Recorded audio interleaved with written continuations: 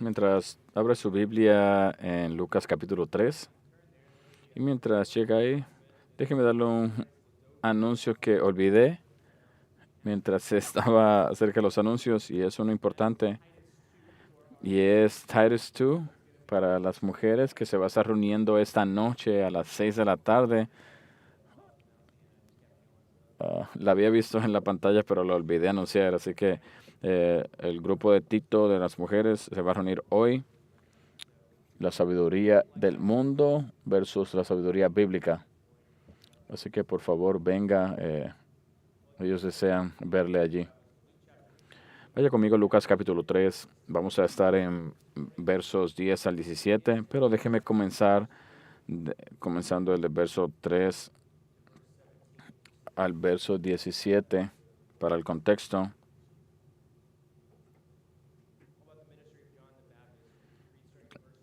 El verso 3. Y él fue por toda la región contigua del Jordán, predicando el bautismo del arrepentimiento para perdón de pecados, como está escrito en el libro de las palabras del profeta Isaías, que dice: Voz del que clama en el desierto, preparad el camino del Señor, enderezad sus sendas. Todo valle se rellenará, y se bajará todo monte y collado. Los caminos torcidos serán enderezados, y los caminos ásperos allanados, y verá toda carne la salvación de Dios. Y decía a las multitudes que salían para ser bautizadas por él: Oh generación de víboras, ¿quién os enseñó a huir de la ira venidera? Haced pues frutos dignos de arrepentimiento, y no comencéis a decir dentro de vosotros mismos: tenemos a Abraham como por padre, porque os digo que Dios puede levantar hijos a Abraham aún de estas piedras. Y ya también el hacha está puesta a la raíz de los árboles, por tanto todo árbol que no da buen fruto se corta y se echa en el fuego. Y la gente le preguntaba diciendo: entonces, ¿qué haremos? Y respondiendo les dijo: el que tiene 2 túnicas, dé al que no tiene, y el que tiene que comer, haga lo mismo. Viniendo también unos publicanos para ser bautizados, y le dijeron: Maestro, ¿qué haremos? Él les dijo: no exijáis más de lo que os está ordenado. También le preguntaron unos soldados diciendo: ¿y nosotros qué haremos? Y les dijo: no hagáis extorsión a nadie, ni calumniéis, y contentaos con vuestro salario. Como el pueblo estaba en expectativa, preguntándose todos en su corazón si acaso Juan sería el Cristo, respondió Juan diciendo a todos: yo a la verdad bautizo en agua, pero viene uno más poderoso que yo, de quien no soy digno de desatar la correa de su calzado. Él os bautizará en Espíritu Santo y fuego. Su aventador está en su mano, y limpiará su era, y recogerá el trigo en su granero, y quemará la paja en fuego que nunca se apagará.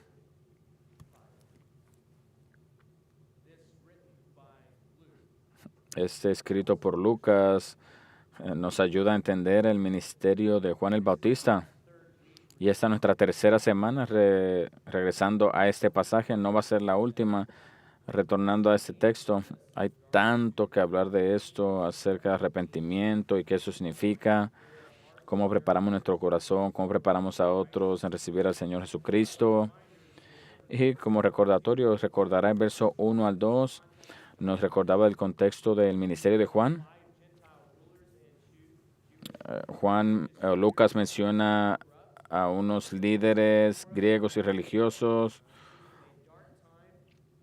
y nos recuerda que eran tiempos oscuros, pero Juan Bautista tuvo un ministerio fiel, predicando aún en tiempos oscuros.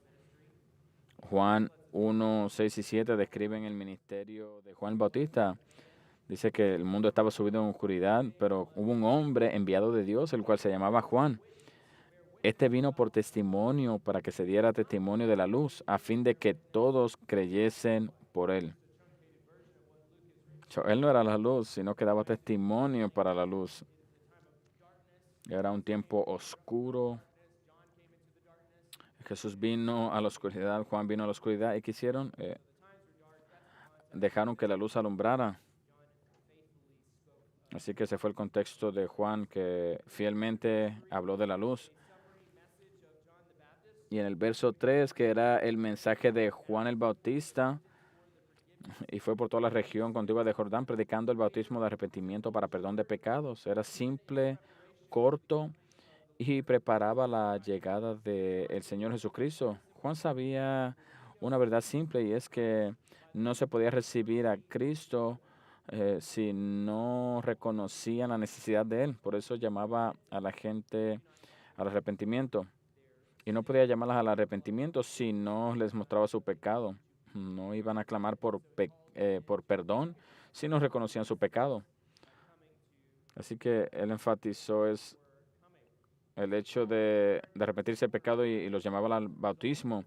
Y también vimos en los versos 4 al 5 la profecía del ministerio de Juan, basado en Isaías 40, en los versos 4 al 5, Lucas nos da esa profecía. Juan es el cumplimiento de esa profecía. Y la semana pasada tuvimos 3 aspectos adicionales: el entusiasmo del ministerio de Juan, Lucas viendo, ¿verdad?, cómo la gente estaba entusiasmada, querían escuchar, sabían que algo estaba pasando.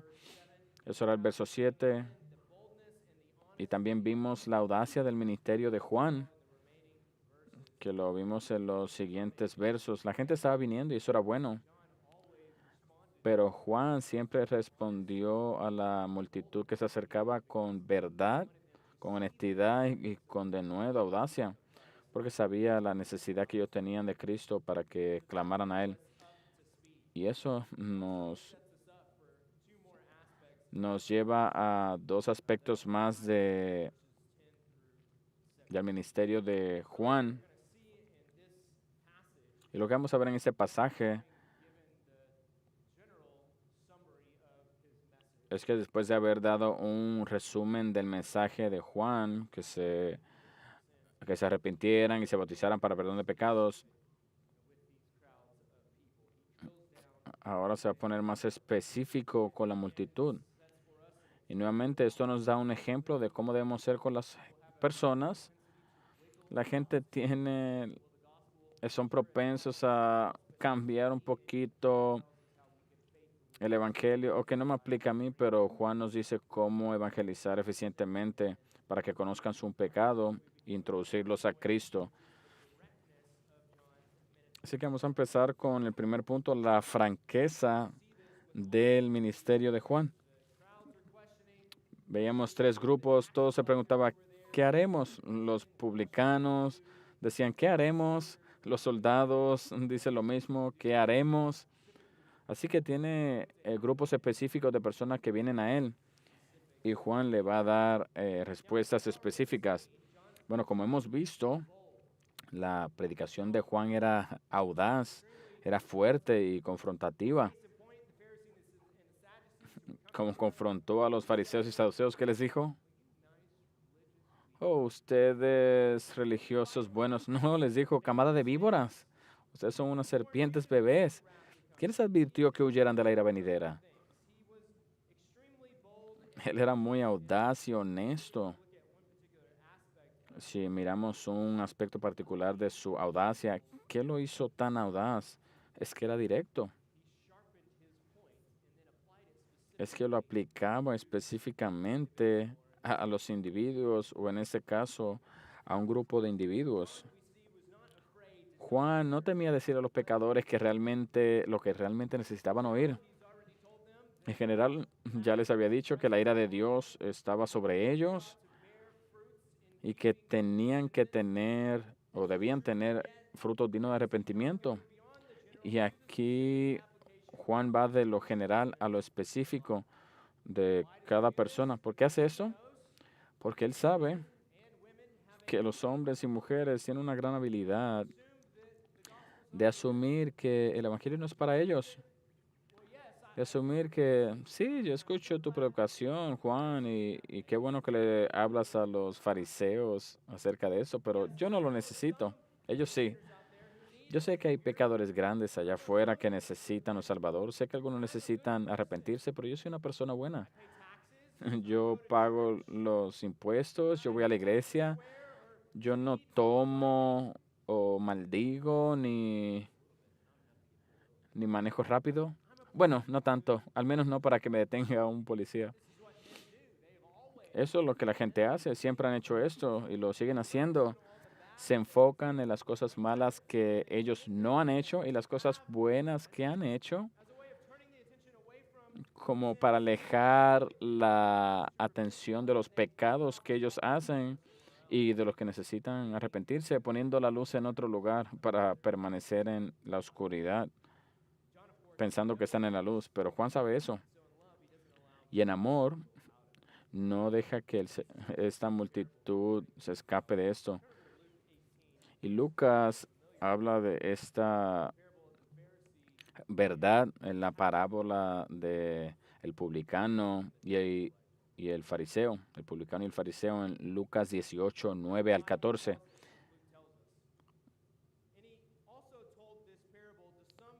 Él le contó esta parábola, dice Lucas, que se la escribió a personas que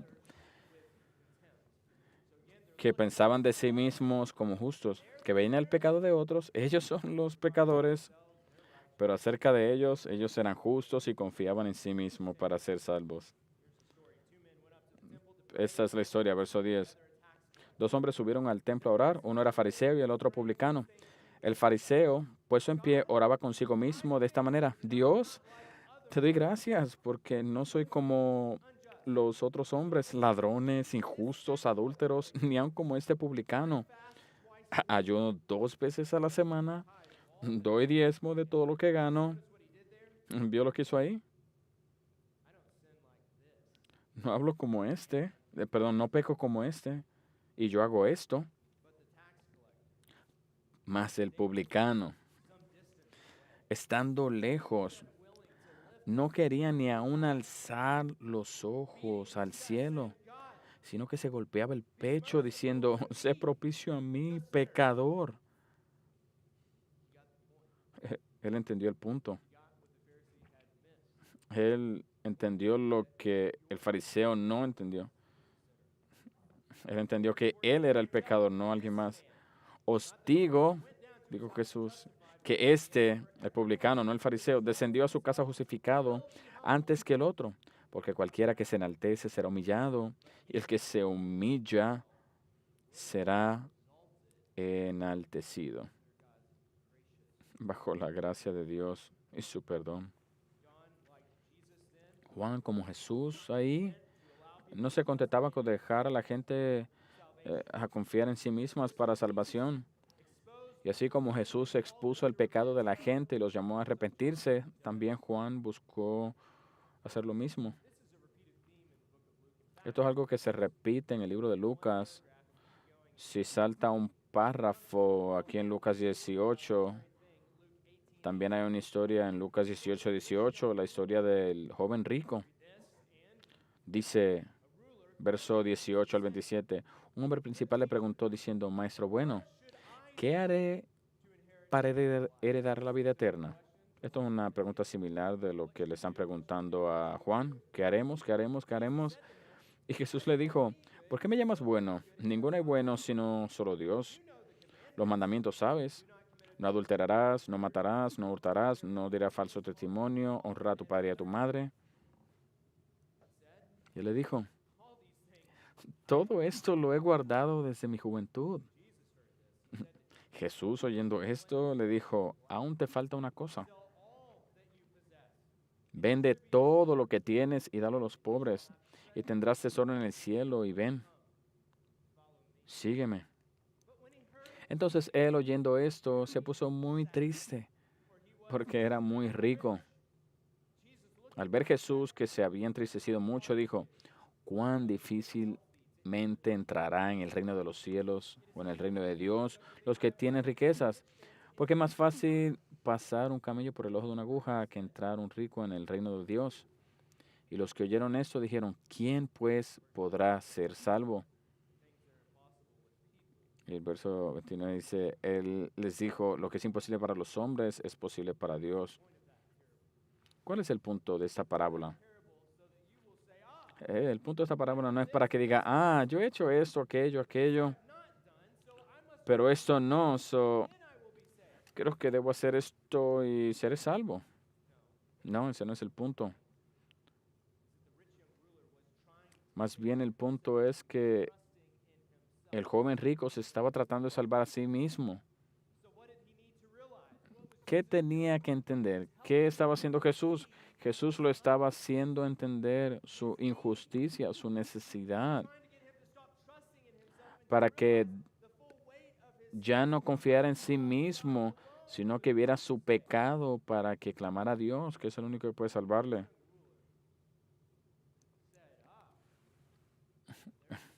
El joven rico dijo, eso es solamente una cosa que debo hacer para ser salvo, vender todo lo que tengo. Si esa hubiera sido su respuesta, hubiera sido el mismo porque estuviera confiando en sí mismo. Estas cosas, dijo Jesús en el verso 27, lo que es imposible para los hombres, salvación, que es imposible para los hombres, es posible para Dios. La salvación solamente viene cuando reconoces tu pecado y clamas a Dios. Solamente viene a través del reconocimiento de que no te puedes salvar a ti mismo, que no has hecho lo suficientemente bueno o puedes dejarlo malo, no. El punto es ese. Jesús y Juan fueron bien directos con las personas que no veían su propio pecado.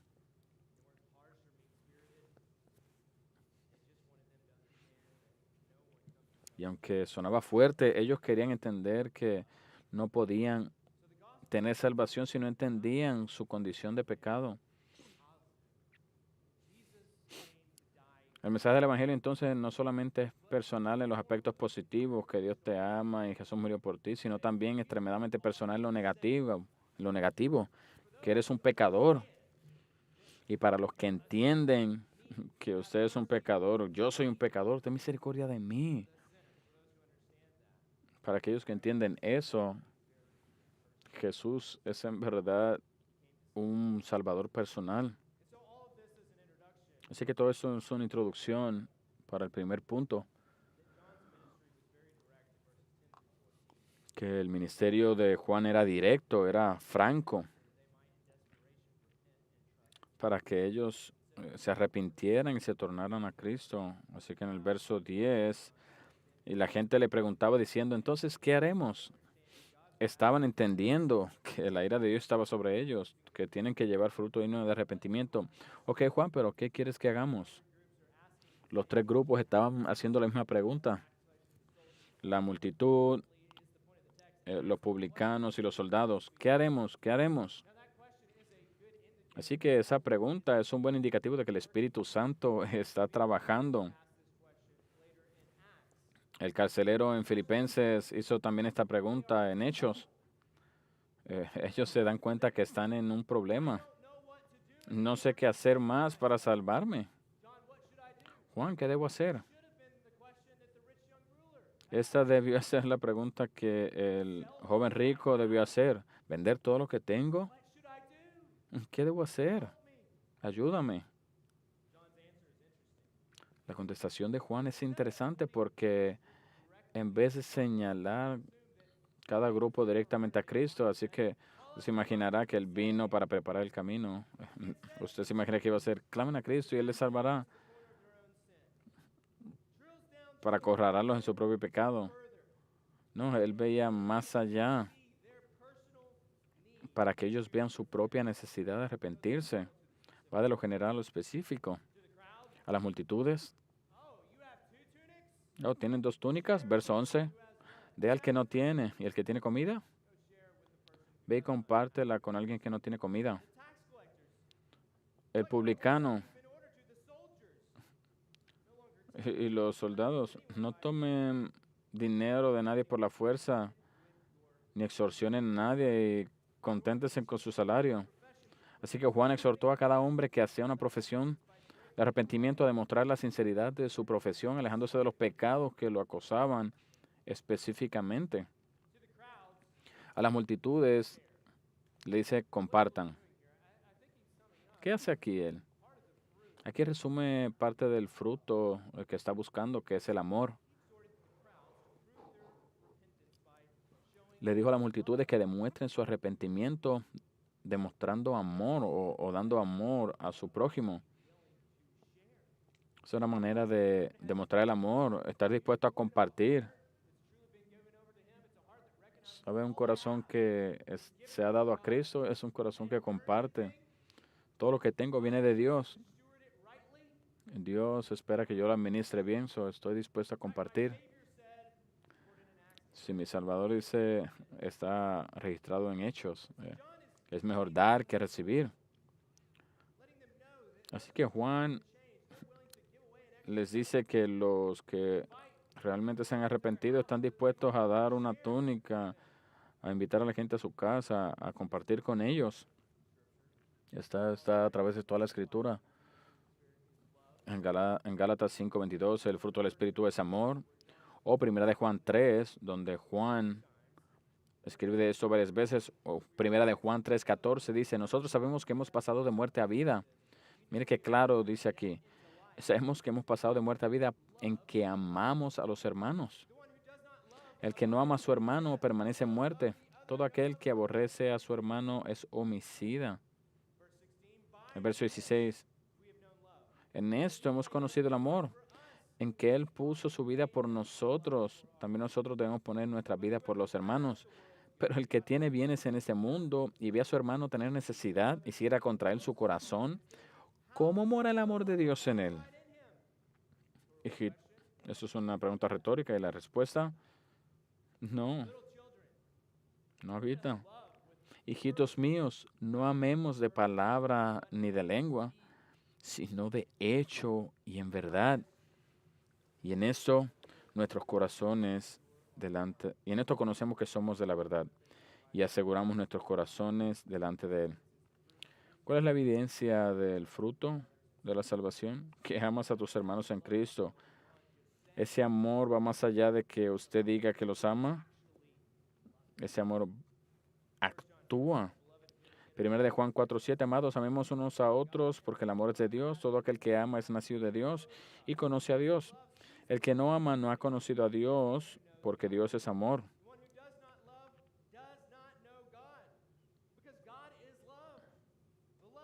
Amados, si Dios nos ha amado así, debemos también nosotros amarnos unos a otros. Entonces a la multitud, los dos Juanes decían, si quieren dar frutos dignos de arrepentimiento sincero, si quieren dar pruebas de su profesión, si quieren asegurar su corazón, amen. Porque si tu corazón ha sido cambiado, eso es lo que quiere hacer. Si no quiere hacer eso, sé honesto con tu corazón. Llévalo a Cristo. Porque todavía necesita un cambio, perdón, regeneración. Comparte lo que tienes con los que necesitan. Juan el Bautista estaba diciendo algo similar a las multitudes, similar a Santiago. Santiago es el mismo punto 2:15. El verdadero arrepentimiento quiere matar el pecado, pero también obra como evidencia de esa salvación. Así que yo te pido que si tu arrepentimiento ha sido demostrado con amor a tus hermanos, quizás no ves una necesidad, abre tus ojos. Todos nosotros tenemos necesidades espirituales, necesidades físicas. Comienza una relación. ¿Por qué comenzarías una relación? Porque amas a tu hermano. ¿Por qué supliría una necesidad? Porque ama a su hermano. ¿Por qué ama a su hermano? Porque primero Cristo te amó a ti y te cambió tu corazón. Si eso no es una realidad en tu vida, deja de engañarte a ti mismo y llama a Cristo para perdón de pecados. Así que eso es lo que le dice la multitud. Específicamente les llama a hacer eso. Y a los publicanos le dice, no exijáis más de lo que os está ordenado, Lucas 3:12. ¿Por qué los exhorta de esa manera? porque de esta manera eran conocidos los recaudadores de impuestos. Eran viles, despreciables, porque colectaban impuestos para los romanos, pero también eran considerados traidores y ladrones y tomaban más de lo que debían. Tomaban ventaja de la situación, tomaban ventaja de las personas, se aprovechaban de ellos. Lo que es interesante de la exhortación de Juan es que a pesar de que es que no le dicen, vayan y busquen otro trabajo. ¿Y qué les dice?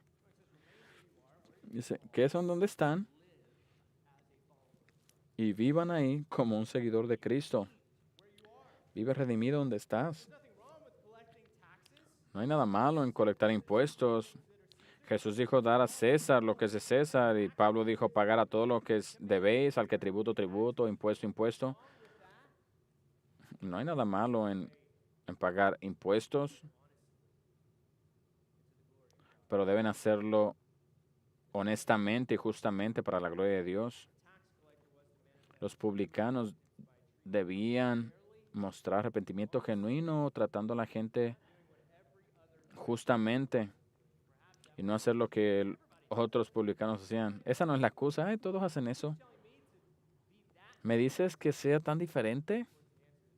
Y la respuesta es absolutamente. No importa lo que otras personas hagan, lo que importa es lo que Dios espera que hagas. Eso es lo que verdadero arrepentimiento hace. Y para los soldados le dicen, dejen de quitarle dinero a la gente a la fuerza.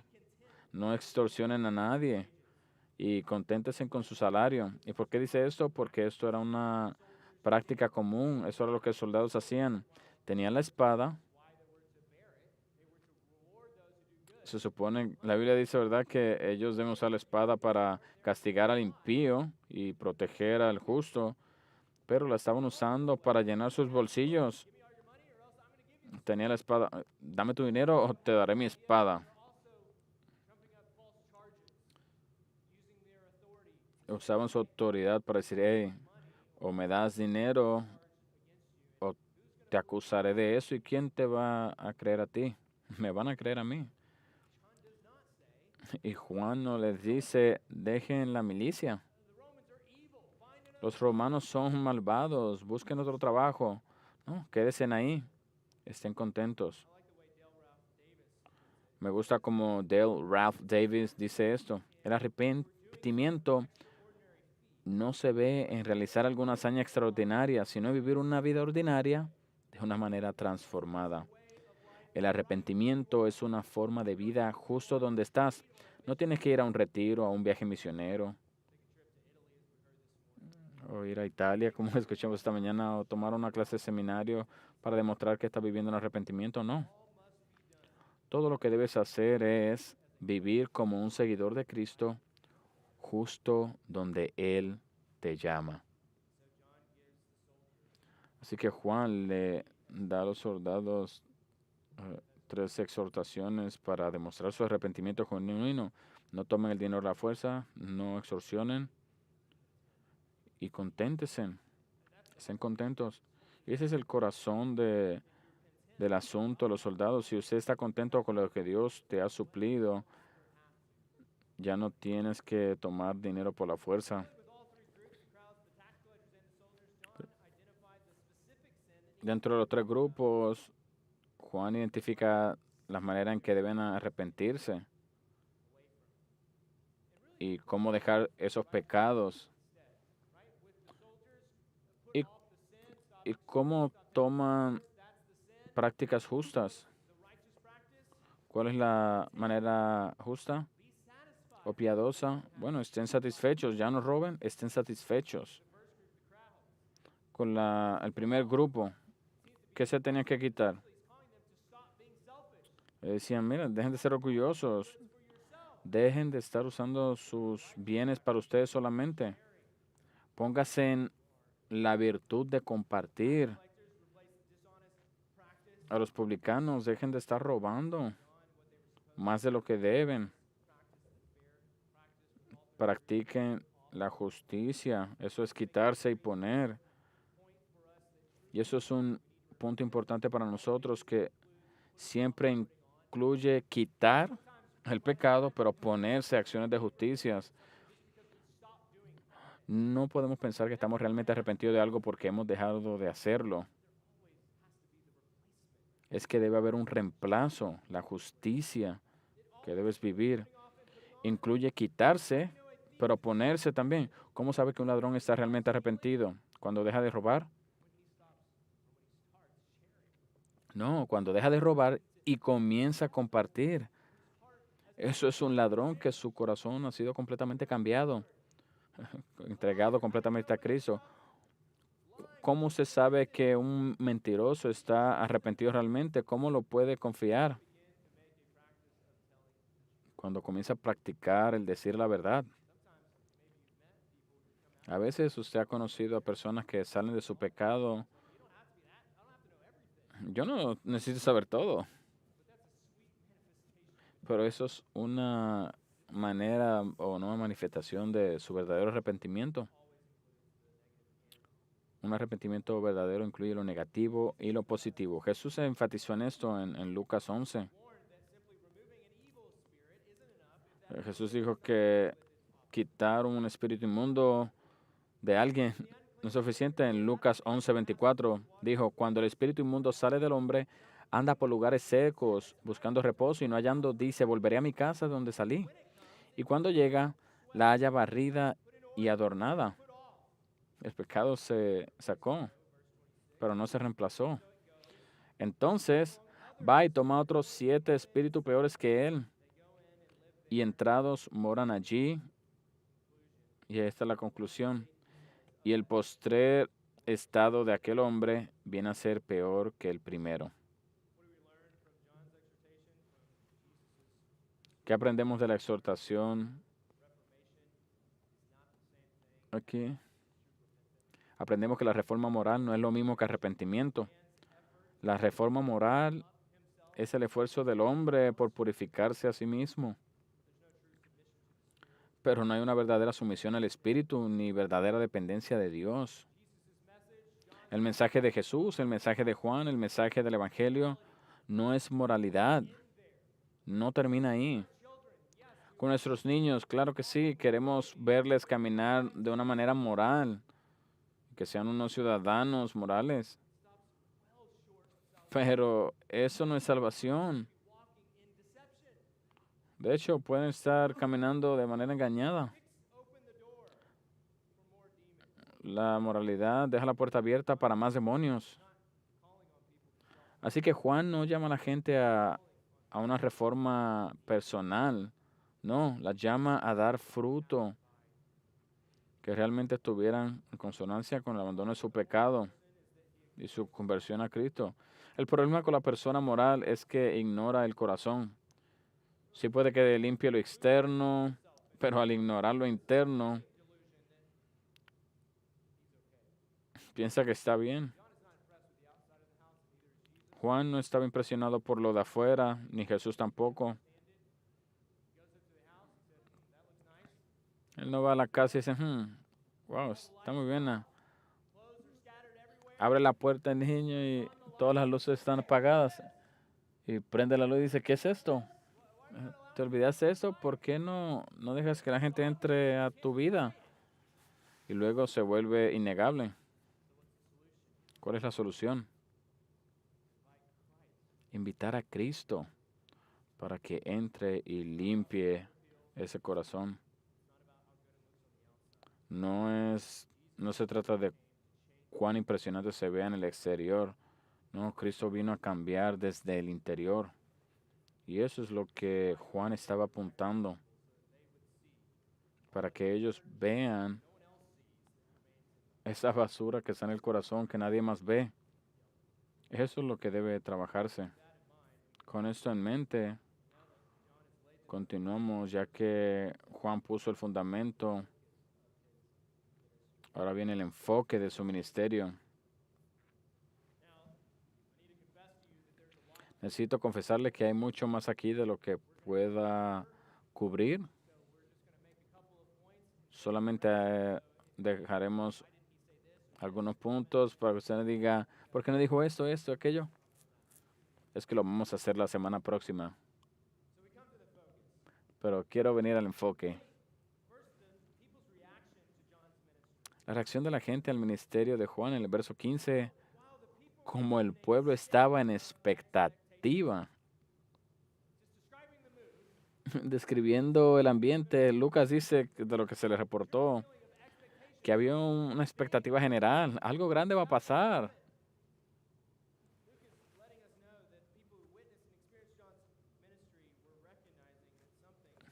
Lucas nos deja saber que la gente que veía a Juan sabían que algo iba a pasar, estaba pasando. Había una expectativa en el aire y aparentemente esa expectativa creció tanto que la gente comenzaron a preguntar y a pensar que quizás Juan era el Mesías, quizás era él, que si él era el Cristo. Y esto pone el ambiente para que Juan responda apropiadamente. El 3:16 respondió Juan diciendo a todos, ¿usted quiere saber acerca de mí? Bueno, yo la verdad os bautizo en agua, pero viene uno, y eso es una frase que está destinada a señalar al Mesías, el que viene, pero viene uno más poderoso que yo, de quien no soy digno de desatar la correa de su calzado. Él, y ese es el más bajo de los trabajos, dice, yo no siquiera soy digno de ser el esclavo del Mesías. Él os bautizará en Espíritu Santo y fuego. Su aventador está en su mano y limpiará su era, y recogerá el trigo en su granero y quemará la paja en fuego que nunca se apaga. De hecho, eso es un lenguaje repetido una y otra vez en el Antiguo Testamento para describir a Dios. El Mesías viene. Juan dice, no me miren a mí. Yo no soy el punto del mensaje. Yo soy el mensajero. El mensaje es acerca de Cristo, el que viene. Yo solamente estoy poniendo la fundación. Él solo salva, Él solo perdona, Él solo puede regenerar sus corazones. Juan 1:7, Él vino como un testigo de la luz para que crean en Él. Él no era la luz. Él vino a llevar testimonio acerca de la luz. Él vino como alguien que señalaba a Cristo. Es todo acerca de Cristo. Salvación no viene acerca de una reforma moral. Y tampoco viene al usted eh, enlazarse con su predicador favorito. Hay muchas predicaciones en todos lados. Usted puede escuchar buena predicación 24/7 toda hora. Allá afuera hay. Y puede crecer en su conocimiento del Señor. Pero la pregunta es, ¿amas a Cristo como resultado de ello? ¿Tus afectos por Cristo han crecido? ¿Eres más fiel como resultado de eso? Juan está apuntando a Cristo. Me gusta como J.C. Ryle pone esto. Dice, ¿cómo sabemos si un ministerio es firme en la fe y merece nuestra confianza como maestro? Solamente debemos hacer una pregunta sencilla. ¿Dónde está Cristo en su enseñanza? ¿Sabríamos si nos beneficiaremos de la predicación que escuchamos? Preguntémonos si su efecto magnifica a Cristo en nuestra estima. Un ministro que realmente nos hace bien nos hará pensar más en Jesús cada año que vivamos. Fin de la cita. El ministerio del predicador y sus palabras parecen estar dirigidos a impresionar a la gente con su inteligencia, porque lo hacen ver como muy inteligente o con carisma. Algo anda mal. Ha perdido el punto. No recuerdo quién lo dijo, pero alguien dijo que ningún hombre puede dar impresión de que Él mismo es inteligente y que Cristo es poderoso para salvar. George Whitefield dijo, y ojalá esto sea mismo de todos nosotros, que mi nombre sea olvidado, que mi nombre sea pisoteado por todos, y con ello Jesús es glorificado. Que el nombre de Whitefield perezca, si el nombre de Cristo es exaltado. Los verdaderos predicadores, los verdaderos creyentes exaltan a Cristo. Se humillan a sí mismos. Yo necesito menguar para que Él crezca. No importa cuánta gente hayas traído al Evangelio. El punto no es cuánta gente has traído al Evangelio. El punto es Cristo. Ellos ven a Cristo. Ese es el punto. Sí, estás aquí y eso es grandioso. Sí, quizás conoces el Evangelio y eso es grandioso. Pero hay una pregunta simple. ¿Ves tu necesidad de Cristo? ¿Has traído tu pecado y toda la maldad al Señor? ¿Has clamado a Él como lo hizo el publicano? Padre, ten misericordia de mí, el pecador. Has clamado a Él y como resultado de eso te has reguindado de Cristo, buscándole a Él más valioso que cualquier cosa que esta tierra pueda ofrecerte. Y en ese momento, al encontrarlo como un Salvador tuyo, para que para siempre, siempre tus afectos hacia Cristo crezcan y que sobreabunde en tu corazón y dé fruto digno de arrepentimiento. Eso era lo que el ministerio de Juan buscaba. Personas que vinieran a Cristo honestamente y sinceramente. Gente que un día estuviera en el cielo porque vinieron a Cristo de la manera en que el Evangelio nos llama. Oremos. Padre, te damos gracias por tu palabra, entendiendo que ninguna palabra ni ninguna cantidad de predicación o conocimiento nos traen al conocimiento a menos que sea el Espíritu Santo. Por eso pido que obres en cada corazón aquí para que les expongas lo que necesita ser expuesto. Ayúdales a ver, Señor, lo que necesitan ver, para que ellos correctamente clamen a tu Hijo Jesucristo, el único que puede salvar. Y todos, Señor, somos como la mujer en el pozo, buscando satisfacción y no encontrándola. Señor, abre nuestros ojos para las aguas vivas que están en Cristo, que nos satisfacen no solamente en esta vida, pero por toda la eternidad. Pedimos que hagas eso, Señor, para que te glorifiques a ti mismo y oramos eso en el nombre de Jesucristo, su Hijo. Amén.